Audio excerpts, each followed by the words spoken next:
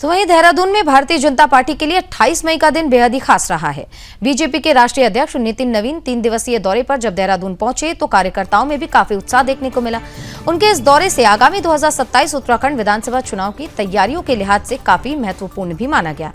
देखिए, दौरे के दौरान उन्होंने पार्टी पदाधिकारियों और कार्यकर्ताओं के साथ कई अहम बैठकें की हैं। साथ ही बूथ स्तर के कार्यकर्ताओं के सम्मेलन को भी उन्होंने संबोधित किया।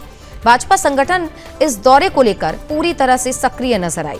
पार्टी नेताओं का मानना है कि नितिन नवीन का ये दौरा कार्यकर्ताओं में नई ऊर्जा भरने के लिए बहुत ही जरूरी था। खास तौर पर बूथ स्तर पर संगठन को मजबूत करने और चुनावी रणनीति को धार देने पर इस बैठक में फोकस भी किया गया।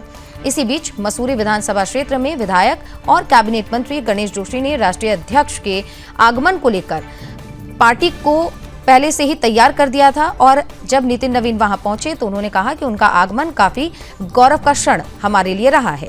उन्होंने ये भी कहा कि बीजेपी में युवाओं को नेतृत्व देने की परंपरा हमेशा से रही है। इतना ही नहीं बल्कि कांग्रेस पर इस दौरान निशाना भी साधा गया। उन्होंने कहा, जहां कांग्रेस का युवा नेता 50 साल से ऊपर का होता है, वहीं बीजेपी के 45 वर्षीय युवा नेतृत्व को राष्ट्रीय अध्यक्ष की जिम्मेदारी दी गई।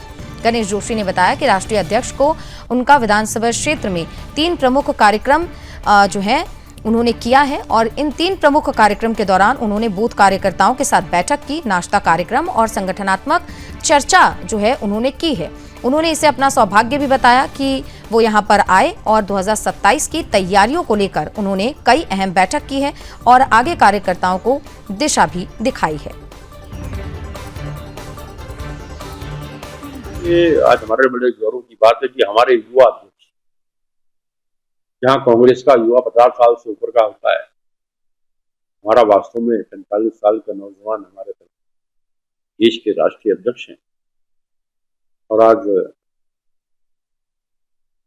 पहली बार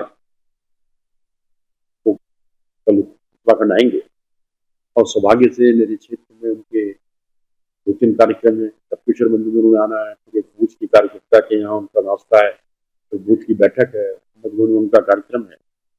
ये मेरे लिए सौभाग्य की बात है और हम लोग उनके स्वागत के लिए तैयार हैं और उनके आने से निश्चित ही एक नई ऊर्जा उनके आते ही, जैसे उन्होंने कमान संभाली, हमने बंगाल जैसा प्रदेश उसको फतेह किया, आसाम जीते, पांडिचेरी जीते, तो ये एक शुभ संकेत भारतीय जनता पार्टी की नवीन जी हमारे